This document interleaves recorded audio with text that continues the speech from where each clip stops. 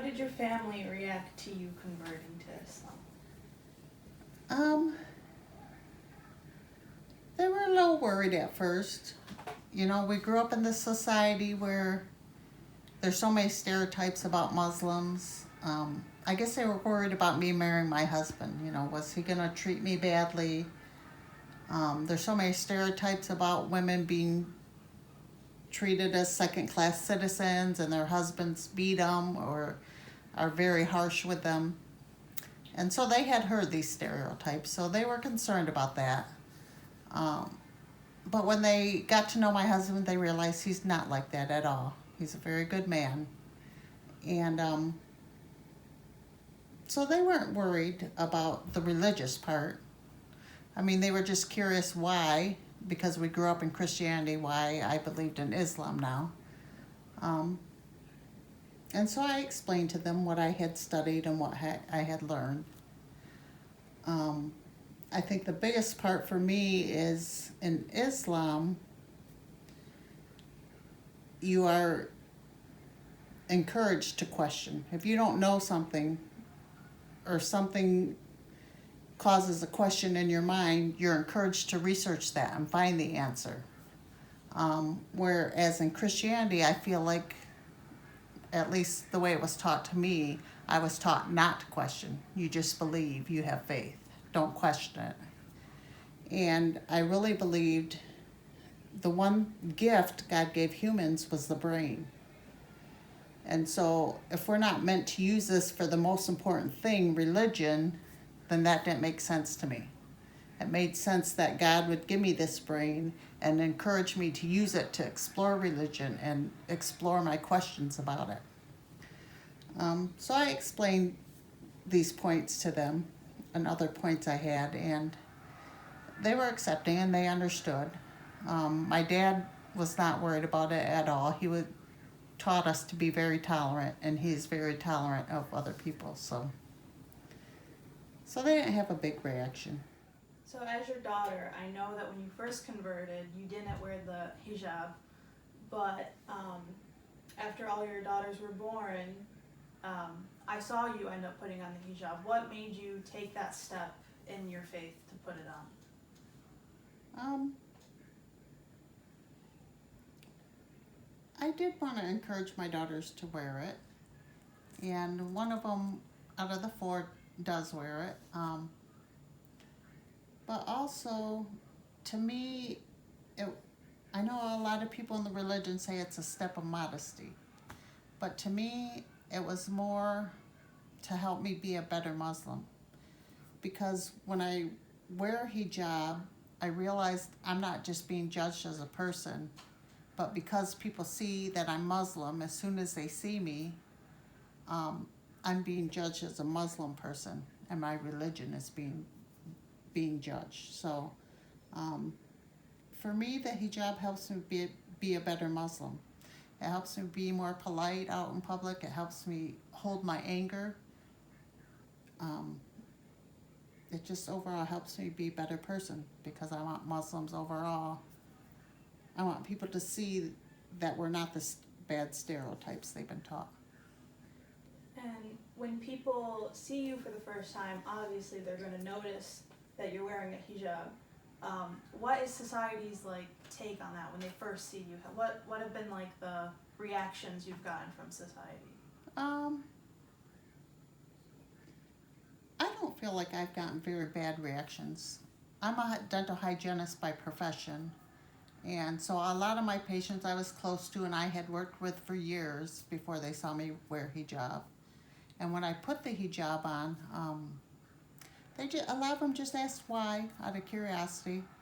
One of my patients was actually worried that maybe I had cancer or something, and I had put something on to cover my head. So she was just concerned, but um, no, most of my patients were accepting and just curious. Um, I may have gotten dirty looks and stuff, but overall, no one's been overtly discriminatory towards me. Um, I don't feel, but maybe I just don't notice these things. Um, I did have one patient sit down. She didn't know me. I had met her for the first time, and she saw me. This was when I was wearing hijab. And she sat down in my chair and she said, "Why do you all hate us Americans?"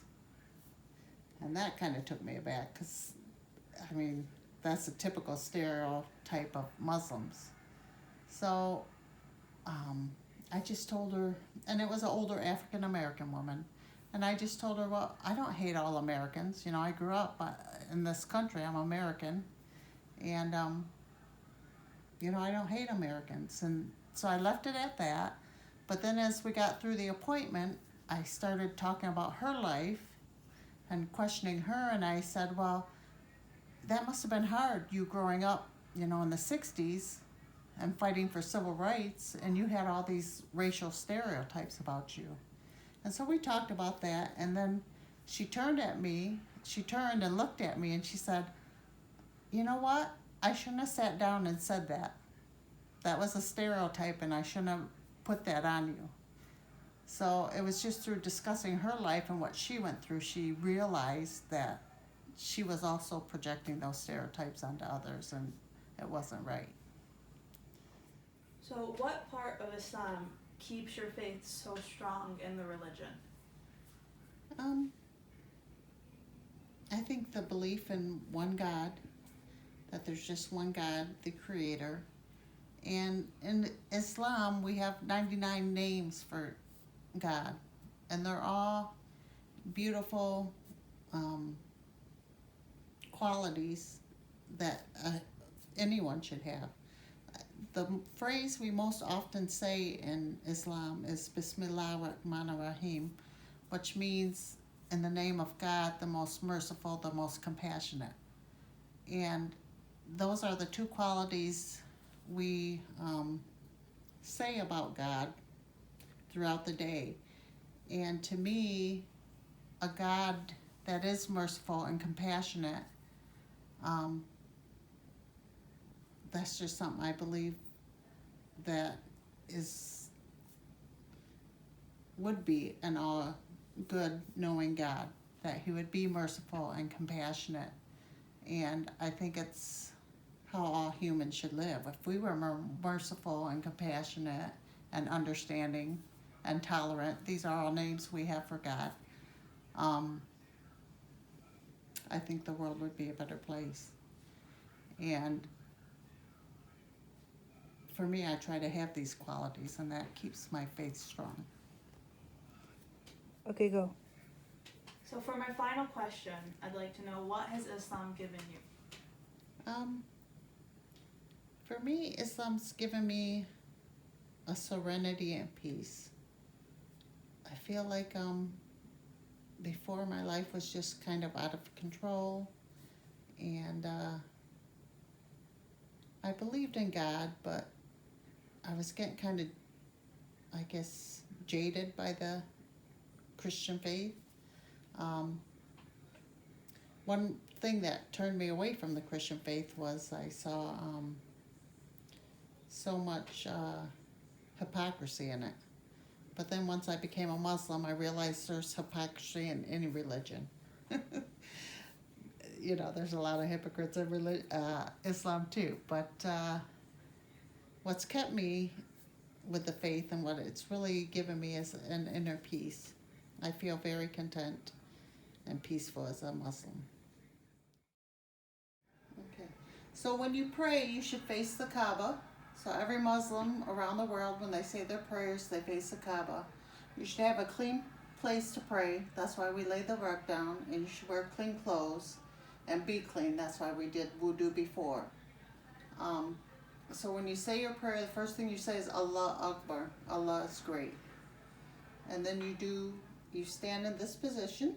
You stand up straight with your head bowed, and you say Fatiha. That's the first surah of the Quran. You say this in every prayer and with every rak'ah. Rak'ah is a completion of every movement. So you do this movement, you say Fatiha and another short surah from the Quran.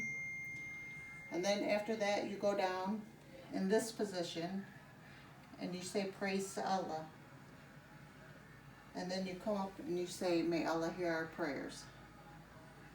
And then to complete the rak'ah, you go down in a prostrating position,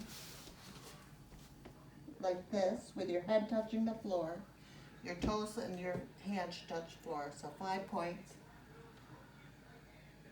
And you say, Allah is great. All praise to Allah, all praise to Allah. And after that position, you come up and you do the prostration again.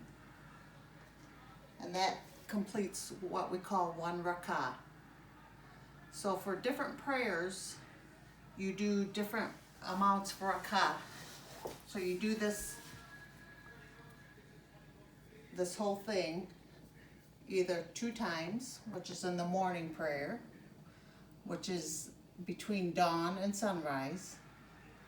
Then in the afternoon prayer, which is midday, you do 4 rak'ah. Then you do a late afternoon prayer, which is also 4 rak'ah.